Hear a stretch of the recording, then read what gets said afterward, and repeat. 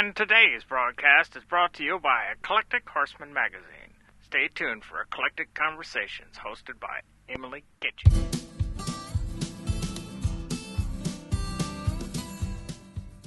Thanks for joining me today. I'm here with Sarah Welty of Left Hand Ranch Equine in Fort Lupton, Colorado. And today we're going to visit about the Meeker Mustang Makeover. How are you today, Sarah?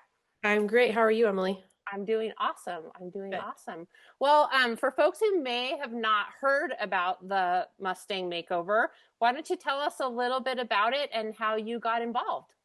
Yeah, so it is a 120-day competition where selected trainers get to take a completely wild Mustang from never been touched to competition ready.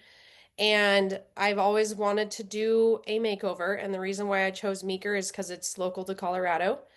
And so I didn't feel like my first one should be out of state. And I found this one and I thought, I have two young children, I have a ranch to run, this would be very convenient. And yeah, I think it's a really awesome way to get the word out about Mustangs and how versatile they are. And they're just an incredible breed. And so it's a way to get that really tough gap from wild to riding done for the public so that you can take a horse home that's actually rideable instead of the way I describe it to my friends that don't ride is, oh, you'd like to get a dog. Well, you went and caught a coyote and now you have a coyote and now you don't know how to train it, right? So like the trainers of these events help make this process doable so you can enjoy your horse quicker, I guess. Yeah, that's a fantastic explanation. And I watched your video of Pivot on YouTube, and I'll put the link down below for folks to watch too. But wow, tell us a little bit about how the process, I mean, because he looks awesome. Yeah, so he was actually a reassignment to me. So my first one we had to pull day 25. Just he's a little bit too young. He needs to go home and grow, which is totally fine. So I named this guy Pivot because I had to pivot. And I jokingly have told clients over the years that my middle name's Pivot because I have two children. And so it would be like, we're ready to go to the zoo and everyone's buckled in. Oh, someone puked in the car seat. We're not going to the zoo. Pivot, right? You got to turn and go the other way. And I think to pivot, you need to be a flexible individual who is going to roll with the punches. You're not necessarily stuck on like a one-track mind. And so when I came inside after hearing that I had to pull my first one, I was really bummed because this is my first year doing this. And my husband, come inside and he goes, well, this is a great time to pivot. And I was like, pivot. I think I'm going to name my next one Pivot. He was out of Roberts Mountain, or he is out of Roberts Mountain, Nevada.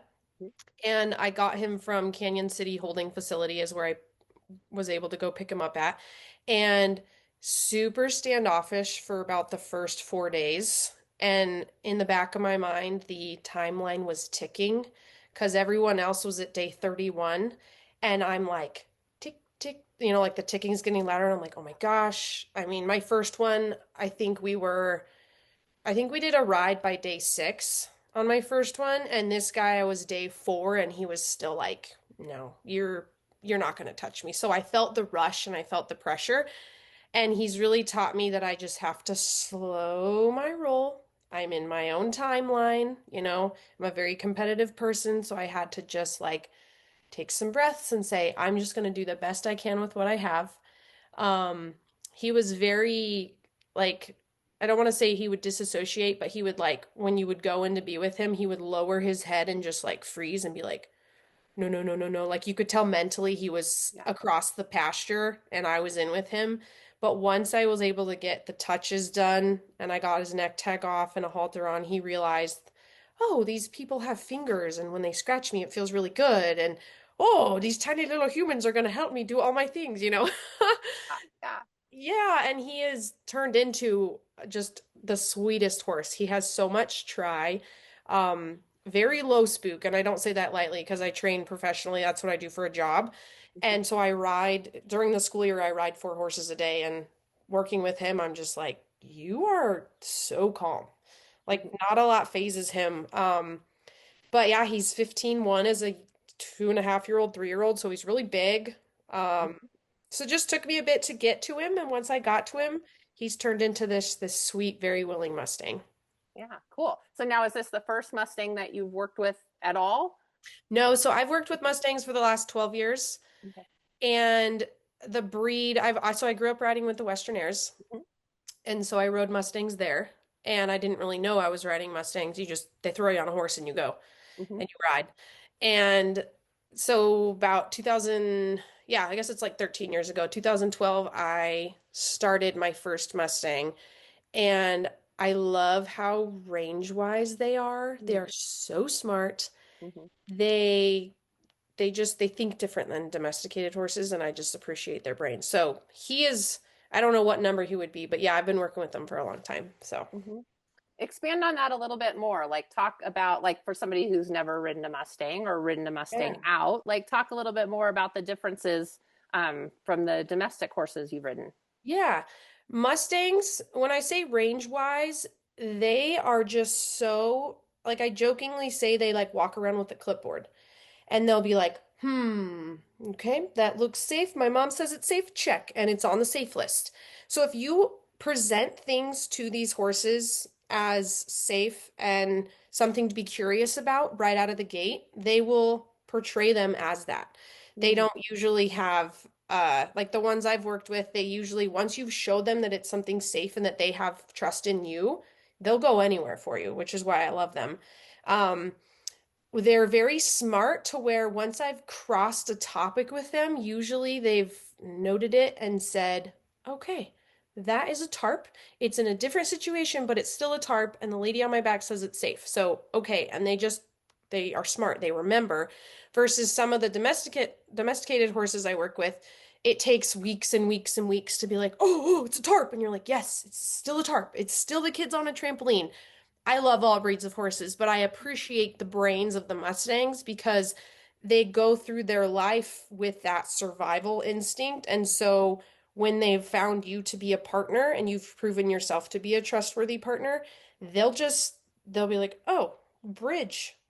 Okay. She's never let me down, so I'm going to trust her and cross this bridge for her. Mhm. And so, yeah, they're really smart. That's the best way to put it. Like, all Mustangs I've worked with, but especially Pivot, I will work on something with him. And it's like he goes in his stall and does his little homework, and two rides later, he's got it. I'm like, Mhm. whoa, we're doing this. How did you? They're really quick learners, and it's for their survival, truly. I mean, they have to learn and they have to remember, ooh, that rock was a rock. Okay, it's not a coyote. That looks fishy, right? They're constantly taking note of the environment around them, and I just appreciate that about them. And Mhm. then I appreciate Mustangs as well because they keep you really honest. You can't cut corners with them. Mhm. So if you come in angry, they feel it and they know it. All horses do, but I feel like the Mustangs have that predator prey instinct on steroids a little bit. Mhm. And they're like, ooh. So, like in the beginning with Pivot, I was just like, oh, I'm so rushed and I have to do this and this is so hard and it's raining and I'm behind. And he was like, you're crazy. I'm not going to let you within 8 feet of me. And it Yeah. was even to the point where I couldn't reach out to him. He had to reach out to me. That's how the first touches happened.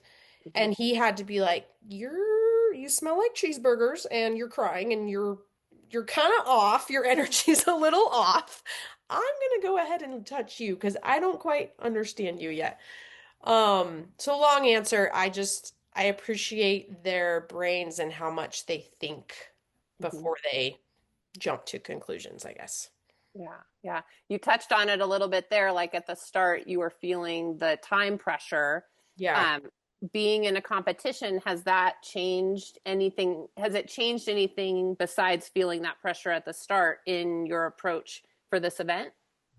Um, I think honestly, I've had to throw the timeline out the window and I've just had to say I'm in this for the good of the horse. Mhm. And in the beginning, I was like, I'm gonna go out there and I'm gonna win, and I'm very driven, right?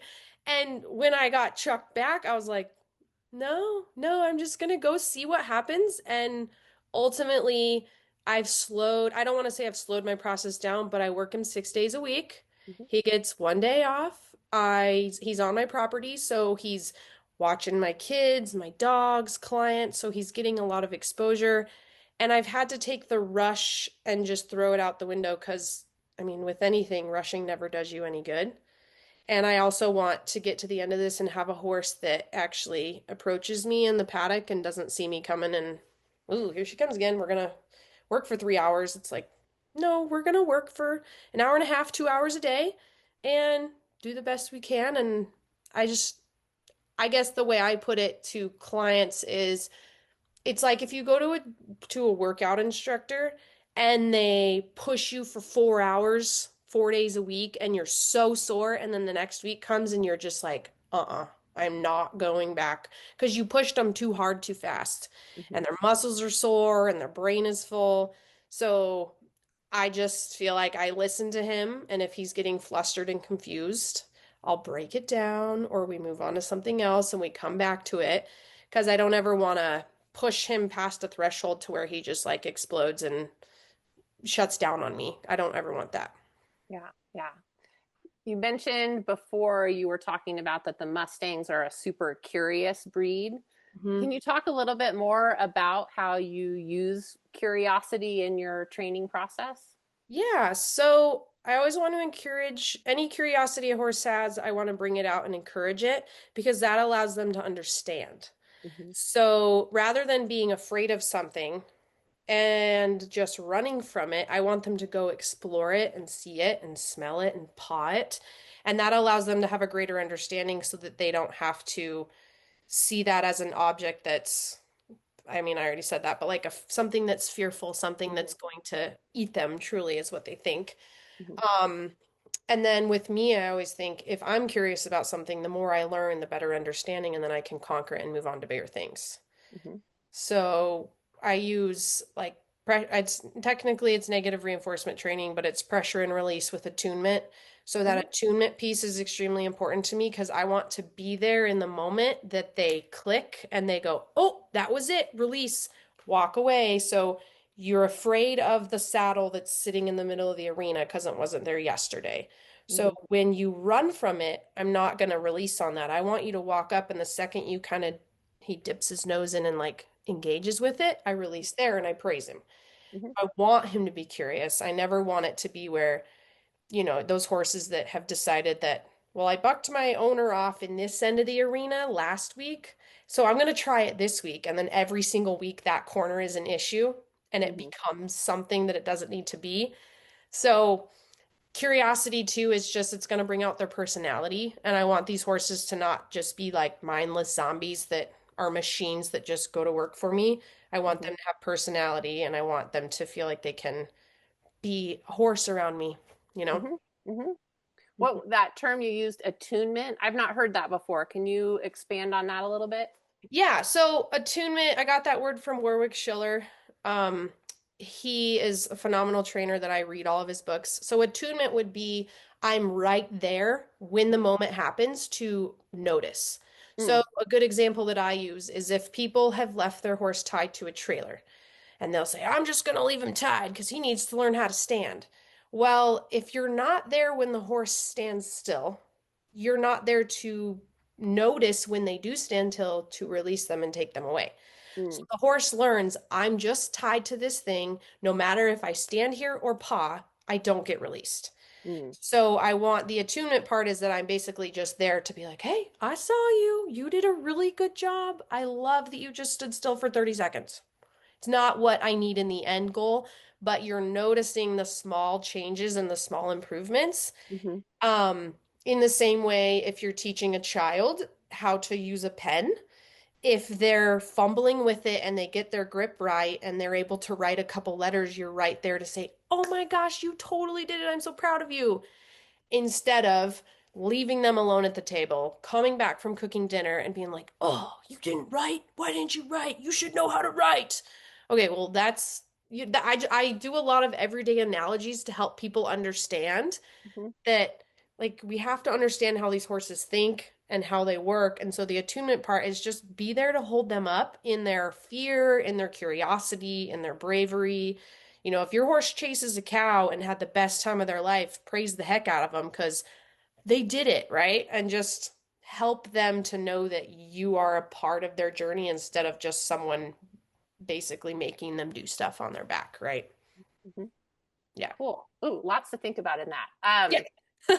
Okay, and then I want to ask you about like what's it like to get a horse ready when you know that it's going to somebody else? Talk about the differences in preparing a horse for somebody else rather than just for you. Yeah, so when doing this, I'm trying to train for the general public, is what I always think in my head. So I'm not going to put any special buttons that only I know about. I want it to be pretty basic. You squeeze your legs, they go.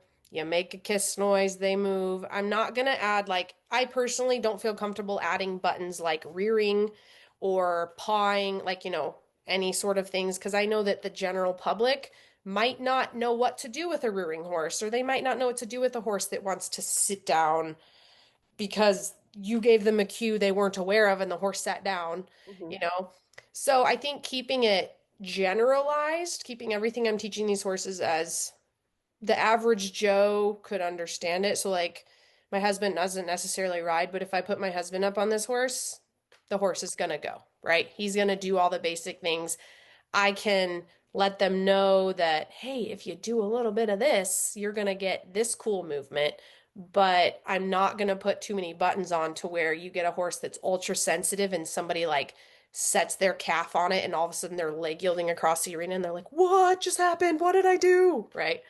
Yeah, yeah, Yeah. yeah, good. Do you have support throughout the time, or you pretty much you pick up your horse and then you're on your own, or are there must be check-ins if you had the other horse go Hmm. back? Yeah. Maybe So you talk a little have, bit about that. yeah. So Meeker has a back on track clinic that happens in June. So you pick up in April and then there's a back on track clinic and you are allowed, you can trailer back up to Meeker and get help. Mm-hmm. You're allowed to use resources down in your area. You're not allowed to, for instance, like I just read this in the training manual and it makes sense. I'm like, I can't believe people do this, but they'll get their horse and it says you are not allowed to send your horse to a trainer to be trained. I was like, well, duh, you're the trainer. You're not allowed to do that. But you're allowed to take lessons Mm-hmm. with other trainers. So I've been taking some lessons up at Nowhere But Up Performance Horses in Johnstown Mm-hmm. because they work with performance horses. And so they have a whole other level of skill set that I don't have Mm-hmm. to help also to be like aware of my blind spots where Mm-hmm. when I'm riding by myself or I'm riding with other riders but don't necessarily have like the same a level of training above me, we Mm-hmm. just ride. And I want someone with eyes on me to say, huh, you see how you're like not sitting in your outside pocket around those turns and how he's blowing his shoulder out? Sit like this, put your hand like this. Oh, you fixed it. And so the group is very supportive. Meeker is, they have resources that you can use. Mm-hmm. And so, yeah, just Yeah, they want that's to cool. encourage you. Yeah. Yeah. I mean, that really it sounds like it really like fosters a really great environment for the best thing for the horse instead of being sort of insular. It's like supportive and getting the help that everybody needs. Yeah, and I think it's important. It's that whole no man is an island thing. I don't ever want to isolate myself to where I think I'm just the best. It's like, no, we are horsemanship. If you think you've learned it all, you're crazy. You will get humbled so quick by some horse one day that goes, heh, you thought you handled every style of horse? Well, not me. So it's important to always have water flowing in just as water is flowing out. So as I Mhm. teach, I'm also being taught so that I'm able to continue my learning, um, read books, watch videos, apply. I love to read training books Mhm. and then go and then apply them to horses that I work with. Mhm. And it gives me almost like a case study of, huh, okay, so it said if my horse is diving at, like he's gate sour, so he's Mhm. diving at the gate, this is what the book said to do. I'm going to go try it. And if it doesn't work, maybe I read it wrong. So just like poring Mhm. over your studies and going out and practicing it with multiple personalities, Mhm. which is the other thing about horsemanship is I use this analogy all the time where I'll tell people, I'll be like, this is a phone, but this is a phone, but this is also a phone. Mhm. And this is also a phone. So it's how you approach it. You don't have Mhm. to just shove the same technique down each horse's throat and be like, well, why isn't it working? You Mhm. have to mold it and change it. There's multiple doorways to get to the same room. And for you to be rigid and stuck and just believe, like, well, it worked for the last 7 I worked with. Why isn't it working for you? You must have something wrong with you. And it's like, no, there's nothing wrong with the horse. You need to better explain and clarify in order to help this horse understand you, right? Mhm. Mhm. So, That's awesome. I love the analogy of the water flowing in and out. Like that is just so perfect. That's so yeah, cool. Yeah. yeah. Um, it's sort of a little off topic, but like you're helping people and you're training and like do you I mean, it feels like people and horses have come so far because people are more willing to learn new things and to look at things from the horse's perspective. Do you feel like there's been a shift in the time that you've been working with horses and people? Oh, yeah.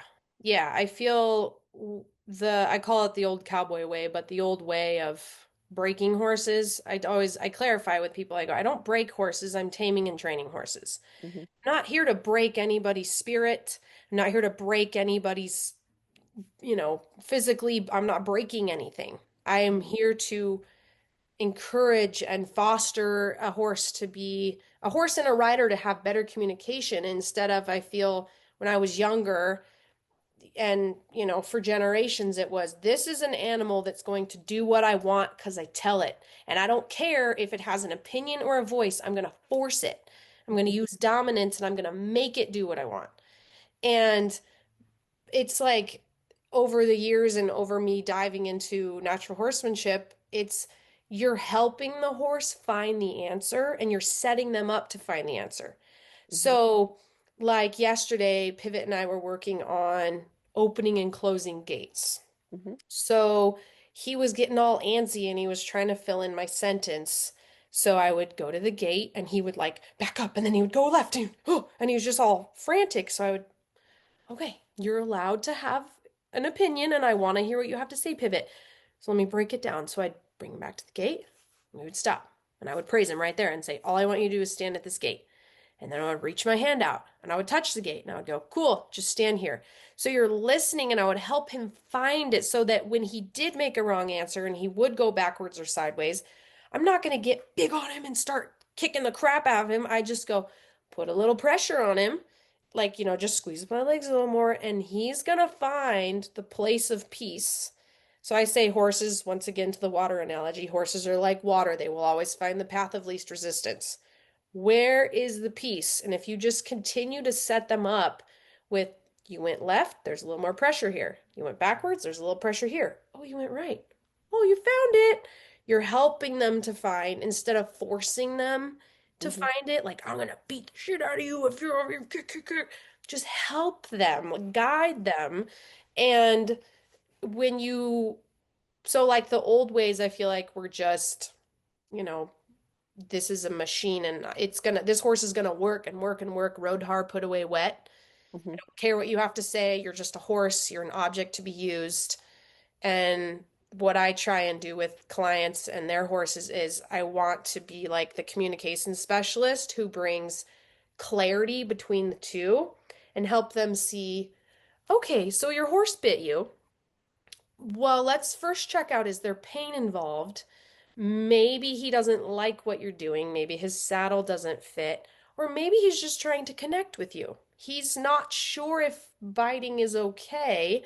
So look into the horse culture. In horses, they bite each other all the time, and that's okay. So we have to not be like, oh my gosh, my horse is biting, my horse is dangerous. He's trying to connect with you in some way, or he is maybe in pain. So understand where they're coming from. Shut Mm-hmm. down the behavior. We don't want your horse to bite, but rather than just labeling them as, this horse is a biter. No, like Pivot and any green horse I get, every now and then when they get comfortable with me, they'll just like reach out and bite me. And I just have to be like, nope, nope, we don't bite. I see you. I hear what you're trying to say. And I'm going to say, we don't bite people. Because, so instead of like being really big and just like, yeah, horse, getting all big and dominant with them, I'm going to correct him. Like I will. Like I'll usually, like when Pivot, he bit the back of my shirt. So I was walking with him. So I just took my leg and I kicked him in the chest. And he was like, and I said, yeah, we don't bite. And then I move on. Right? Mhm. Mhm. I'm not going to make it a big lesson where I start lunging around in a big old circle and you're going to learn today. It's no, you set the boundaries and I want it to be that the horse understands the why instead of a horse that has to be, well, I just have to do this because it said so. I have no Mhm. clue why they're telling me to do this, but I just know I have to because if I don't, there's pain involved. Yeah. You Yeah. know, I never want my horse to live in a place where they are fearful that pain is going to be a part of the equation. Yeah. It's like, no, I'll put a little more pressure on you. Like, I'm gonna add, I'll squeeze my legs a little bigger, I'll kick a little bigger, but I'm never gonna have like a secret weapon in my pocket where I'm like, oh, here we go. I tell Yeah. people you can make anything a weapon. Yeah. Yeah. People, oh, you ride with spurs. Yeah, I ride with spurs sometime because I'm going to clarify my communication. If my horse continues to dive into the fence over and over and over, I'm talking too quietly. I'm going to get a little bigger, add a spur, use my spur in a way that is helpful and not abusive, right? Oh, don't dive on the fence. Thanks. Yeah. And continue on. I could make a bottle of Gatorade a weapon. I could make anything a weapon. So it's all about how you use it and how you get to the end result. So, like a volume knob on a radio, if Mhm. you go from 1 to 10 really quick, your horse didn't have any time to think about it, Mhm. which I feel like is the old way of the dominant way of I asked you and you didn't do it or whatever. Mhm. No, help them. Like turn the volume up slowly, increase your pressure slowly, and when they get off of that, release right there on volume 5. Mhm. Now you know what your top was at 5, so now go back down. Start back at 1. Slowly increase your volume. Oh, they got off at 4 that time. Sweet, right? Mhm. So you're going to ask as nicely as you can the first time.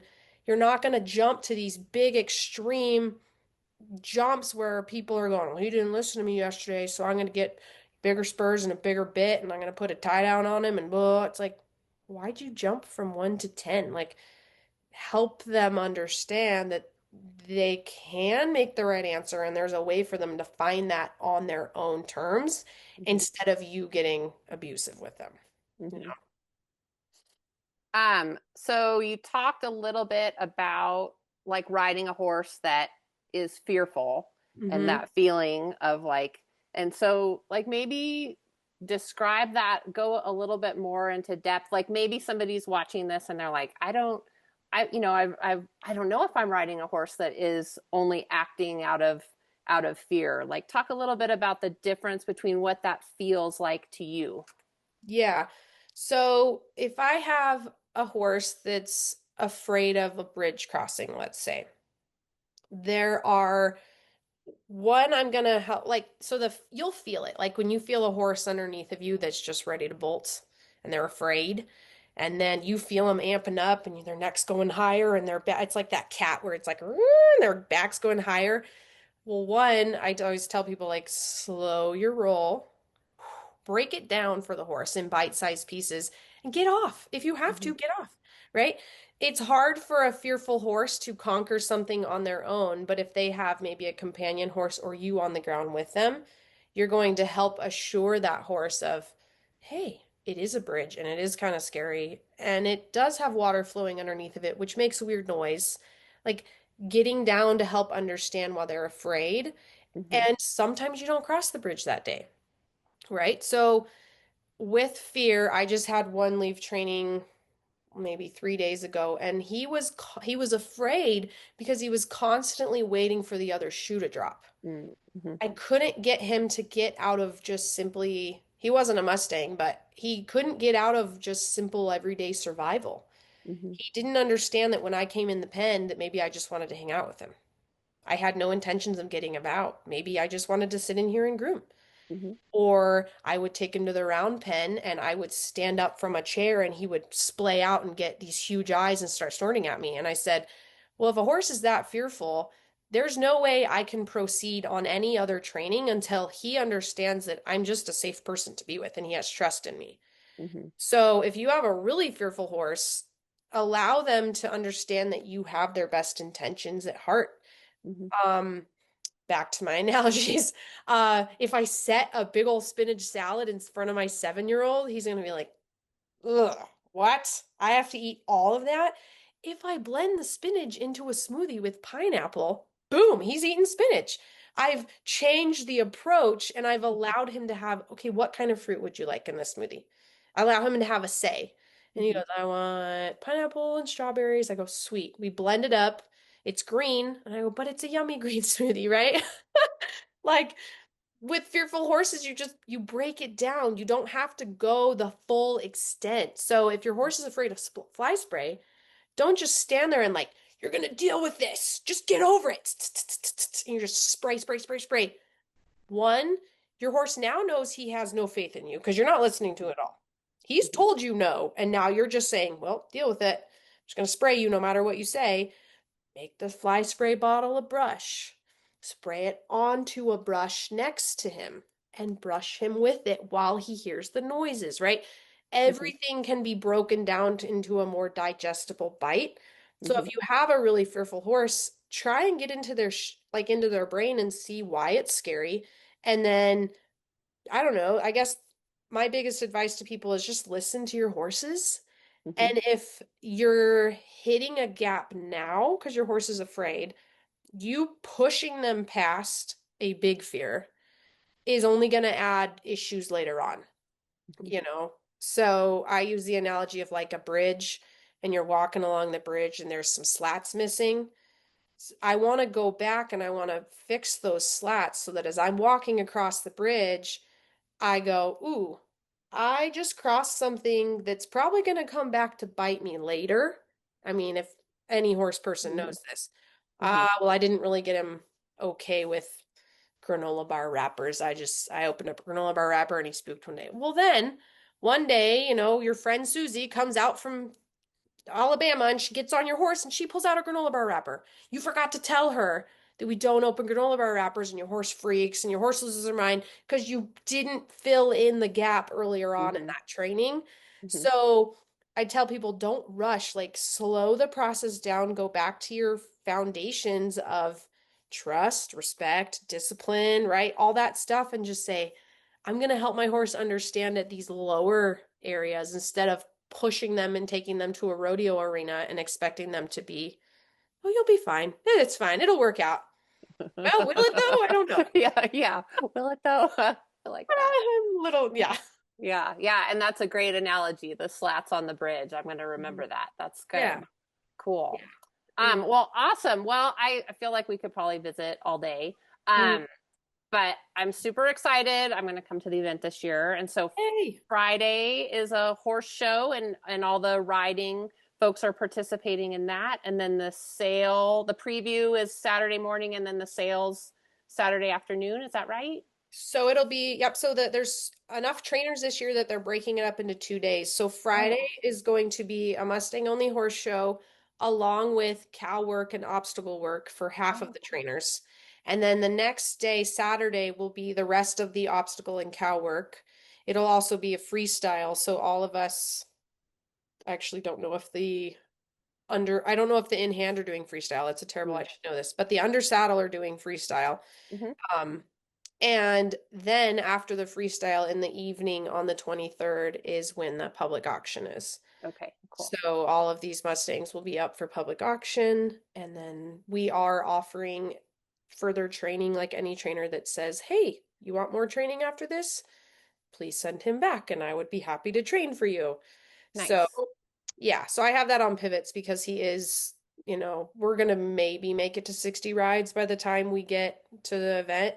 So he's still really green. So I want to encourage people, hey, he's got a lot of cool things he's doing right now, but he's still baby brain and he's got little wiggly noodle legs sometimes. And he's like, whoa.